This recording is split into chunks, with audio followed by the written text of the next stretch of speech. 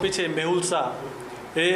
પોતે સરકારશ્રીમાં કોઈ હોદ્દો ધરાવતો ન હોવા છતાં પોતે રેવન્યુ વિભાગમાં ડાયરેક્ટરની પોસ્ટ એટલે કે આઈએસની પોસ્ટ ધરાવે છે એવી ઓળખ આ કામના ફરિયાદીને આપેલી, તેમજ આ કામના આરોપી છે એ પોતે ઇનોવા કાર ભાડે લેવા માટે અને તે ગાડીમાં સાયરન તેમજ પડદા લગાડવા માટે પોતે ministry of home affairs, department of science and research ડેવલપમેન્ટનો ખોટો અને બનાવટી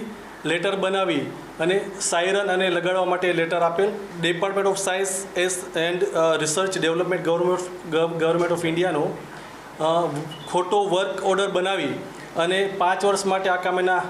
જે ફરિયાદી છે પ્રતિક શાહ એમને આપેલો અને આ કામના ફરિયાદી સાથે છેતરપિંડી અને ઠગાઈ કરેલી. વિશ્વવિદ્યાલય અસારવા છે ત્યાં પોતે ટ્રસ્ટી તરીકે હોવાની પણ પોતે ઓળખાણ આપેલી. આરોપી છે મેહુલ શાહ એ સરકારશ્રીમાં ઉચ્ચ હોદ્દો ધરાવતો હોય અને આ કામના સાહેબને દીકરાની નોકરીએ લગાડી દેવશે